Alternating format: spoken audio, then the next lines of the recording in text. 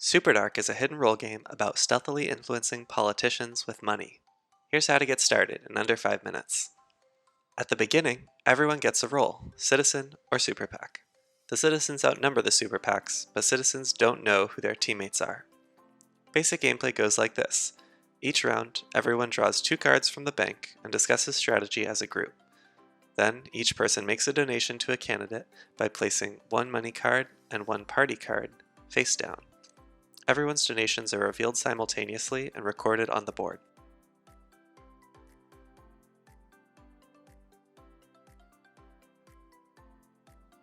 If any candidate has raised enough money as indicated on the election goals tracker, then that candidate is elected into office and we learn where their loyalties lie. Ideally, the candidate stays loyal to the citizens, but if the contributions of the Super PAC team meet the corruption threshold, then the candidate is corrupted. The first team to earn the loyalty of half of the candidates wins the game. So that's the basic loop. Draw money, discuss, donate, repeat. Now let's dive a little deeper into funding candidates. The amount of money required to elect and corrupt candidates changes each time a new candidate is funded. It's also worth mentioning that they don't always increase, so it's not uncommon for 2 candidates to get funded within the same round. One other rule about funding: at least 3 people need to contribute to a candidate in order to elect them. So it doesn't matter if you invest all your money into your favorite candidate, you'll still need to get buy-in from at least a couple friends before that person ends up in office. And once that happens, it's time to reveal the candidate's loyalty. Since super PACs know who's on their team, they will always know whether an elected candidate has met the corruption threshold by mentally counting the value of donations from super PAC players. However, initially at least, citizens won't know. If any player has already been outed as a member of Team Super PAC, they're free to reveal the outcome to the group. Otherwise, it's time for a financial audit to preserve anonymity. Everyone gets 2 audit cards and puts 1 face down in the center. If you're a citizen, always put in a resisted card. If you're a super PAC, put a corrupted card if the corruption threshold was reached, and a resisted if not.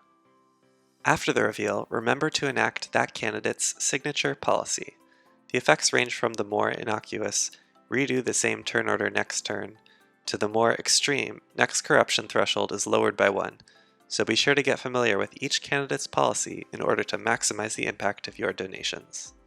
There is one other obstacle the citizens must surmount: dark money. If you draw a dark money card from the bank and you're a citizen, you must donate that dark money card in that round. A dark money donation always counts towards the corruption threshold, even if the person who plays it is a citizen.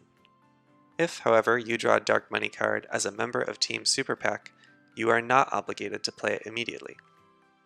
Instead, you can hold on to it and have the option to add it to a donation in a later round, effectively playing 2 money cards at once and revealing your identity in the process.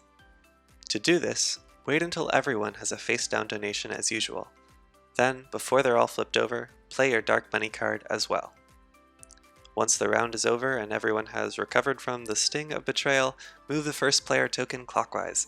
Turn order is important to keep in mind since it's used to determine the order in which donations are made. If you donate to a candidate who gets elected before your donation is processed, then your donation isn't counted. This isn't always a bad thing though. Citizens can use this to their advantage to burn dark money cards. Alright, now you're finally ready to get playing. A couple of tips for Super PAC players: stay relaxed and don't be afraid to sacrifice your secrecy in order to make a game-changing play. And if you thought of any corner cases, please check out the FAQ in our full rulebook. Good luck!